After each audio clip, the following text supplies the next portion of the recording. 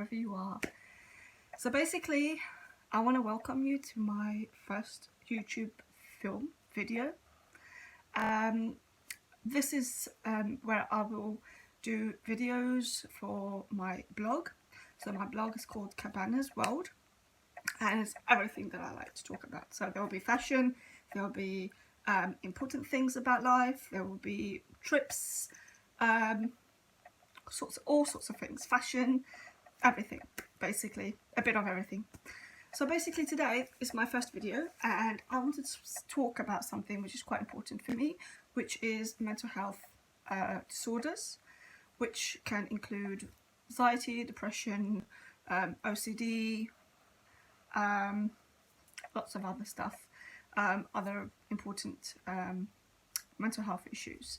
So basically the reason why mental health is important for me and why I want to talk about it is because I suffer from it myself. So the past 4 years I was diagnosed with anxiety and depression. It all started when my nan passed away. I didn't react very well to her death. I didn't go to her funeral. I refused to accept she had died, and all that led for me to have an anxiety and depression attack. So it's a very scary feeling. If any of you who are listening suffer from it, then you know what I mean.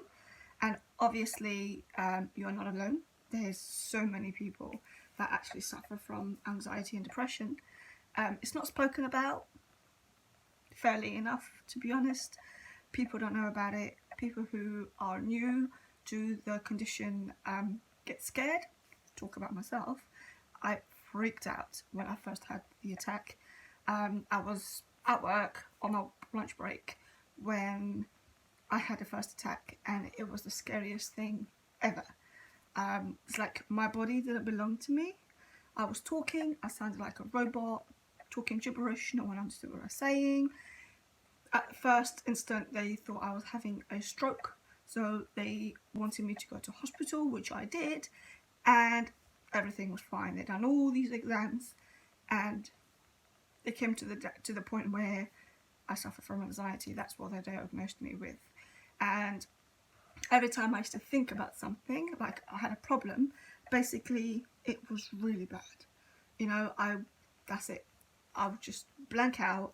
I couldn't talk, I couldn't walk, I couldn't move. It's like I would move, but it's like my body wasn't part of me. I wasn't controlling my body.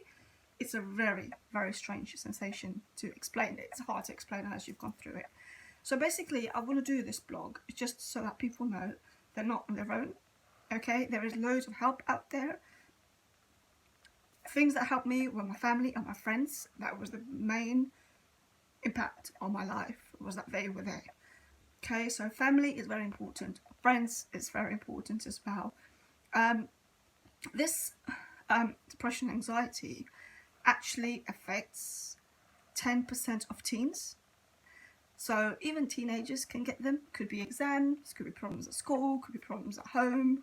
But teens also suffer from anxiety. So there's 10% of teens in the population that actually suffer from anxiety and depression. And then there's 40% of adults who suffer from it too. Like I said, it's not a subject that it's spoken about widely enough.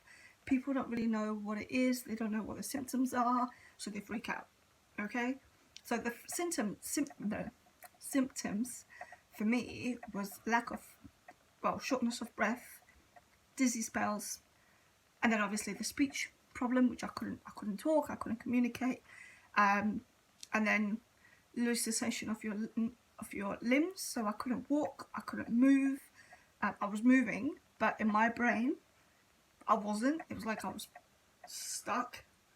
It's a very difficult feeling to explain. So those are the kind of symptoms that someone suffering from anxiety or depression would obviously feel. And then there is obviously the advanced process where you can feel suicidal, you can feel like you're not worth anything, and that is actually the very advanced stage. So thank God I never got to that stage. I never ever thought suicidal. I never thought I wasn't loved, I wasn't cared about. That wasn't my problem. It was just scared of everything. Scared I would leave my house and I'd get shot. Scared I was in a crowded place and for some reason something would go wrong and I would die. It's just these thoughts that would pop into my head. At night time, I couldn't sleep. I spent 3 months sleeping with my mum. There was no way in this world I would sleep on my own. The thought of something happening at night and there was no one there freaked the shit out of me. There is no way, right? So that's normal, okay? For someone who suffers from anxiety, it's absolutely normal. Yeah, I felt a bit, okay, I'm old enough to sleep on my own. Why do I need my mum? But then at the end of the day, I needed her. I needed to sleep with her. I needed to be in the same room as her. I could not be alone. Okay, I couldn't go to crowded places. That was a no-no for me. So there's loads of things, and that affects different people. Depends of what your trauma is. Depends why you suffer from it. So there is different reasons why you become anxious, right? It's mostly common in women. So I have done a bit of research, and from what I've read, it's more commonly in women that suffer from this, either because of they're stressed, either because of something that happened.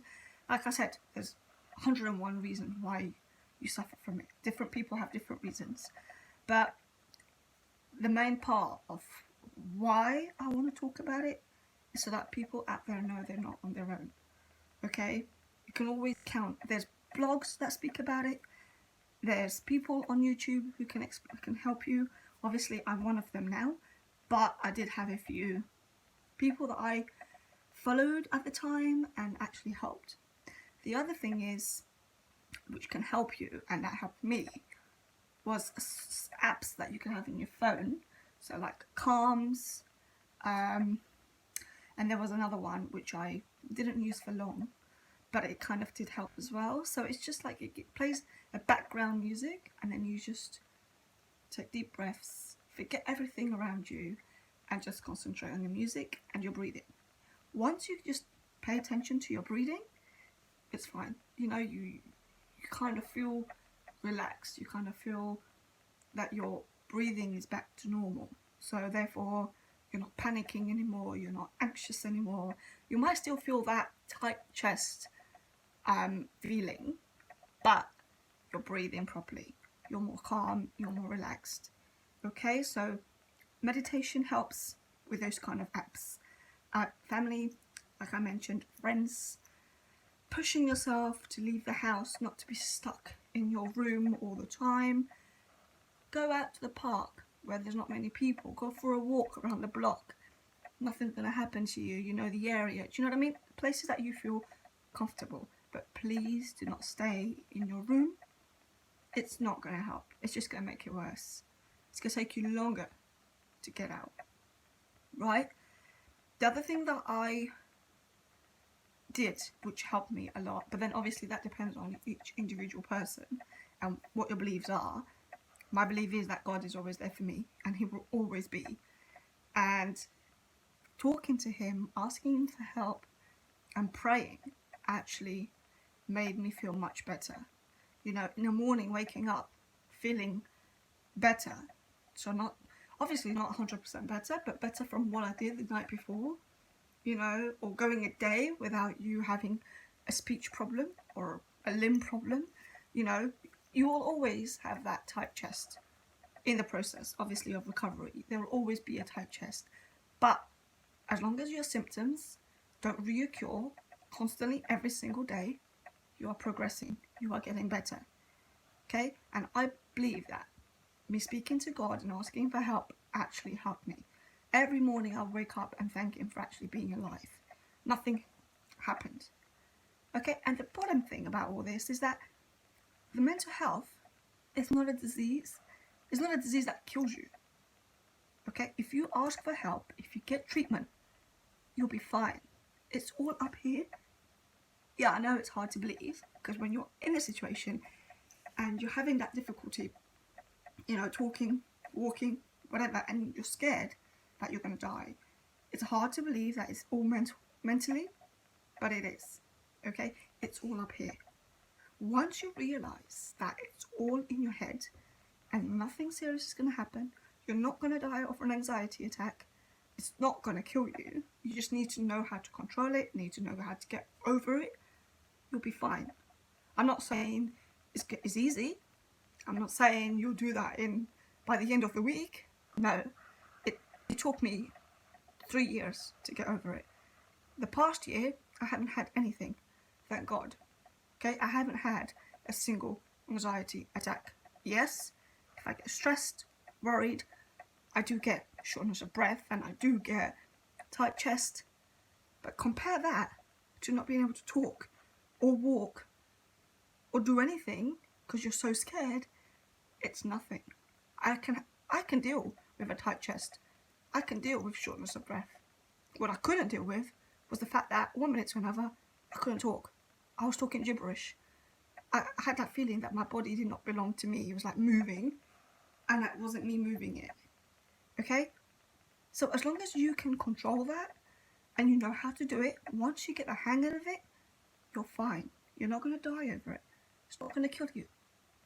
Okay? And this is why this subject is so important to me, is because I think there's not enough information out there. People don't know what it is. People don't know what the symptoms are. People don't know what to do if something happens to them like that. They just freak out, you know? Let me just see. I made a few notes.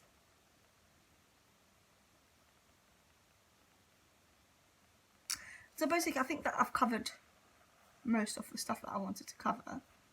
I will list down. So this video will stay here on YouTube, and it will also be uploaded on my blog. And my blog, I will put down sites I've used, YouTubers I've used, apps that I used, and all other things that I did that I found helped me.